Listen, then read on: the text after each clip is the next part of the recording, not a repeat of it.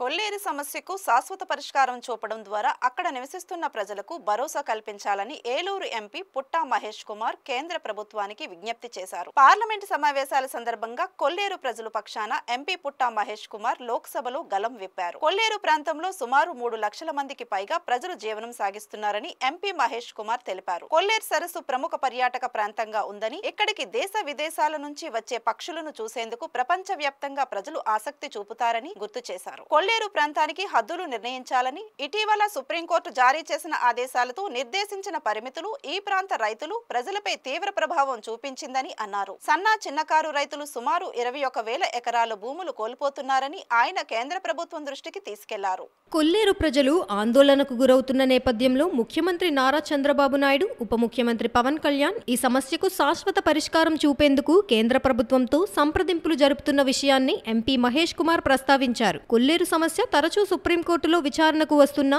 ఇక్కడి ప్రజలు, రైతుల వ్యక్తిగత సమస్యలు పరిష్కారం కావడం లేదని ఎంపీ మహేష్ కుమార్ ఆవేదన వ్యక్తం చేశారు. తరచూ పునరావృతం అవుతున్న కొల్లేరు సమస్య వల్ల ఇక్కడి ప్రజలు మనుగడ సాగించడం ప్రశ్నార్థకంగా మారిందని, ఇదే కొనసాగితే వలసలు వెళ్లే పరిస్థితి తలెత్తుతుందని ఎంపీ మహేష్ కుమార్ వివరించారు. కేంద్ర ప్రభుత్వం, కేంద్ర అటవీ శాఖ మంత్రి జోక్యం చేసుకుని కొల్లేరు ప్రజల దీర్ఘకాలిక సమస్యకు శాశ్వత పరిష్కారం చూపాలని ఎంపీ పుట్టా మహేష్ కుమార్ అభ్యర్థించారు.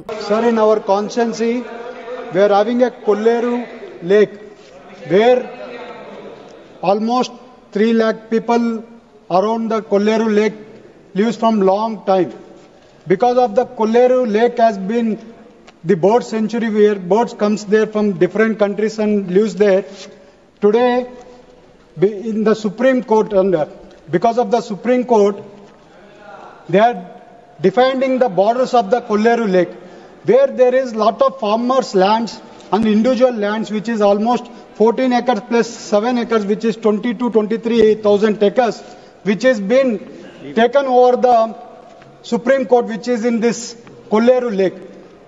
We have requested every time in the courts of Supreme Court that to see that the individual farmers' land should be not included in the Kolleru region. But it is not taken care, sir. Today, our CM Chandrababu Naidu garu also and Pawan Kalyan garu also has taken incentive to solve the issue of Kolleru lake, which is there from last 20 years now, where 4 lakh people are suffering from last 20 years. Till today, they don't know that they will be living there or they will be moving from there because of this Kolleru issue. But I have requested Forest Minister also. 2 times I met him to solve the issue. Thank you, Ji. And I request again Forest Minister Ji to involve in this issue and solve the issue from central government. Thank you.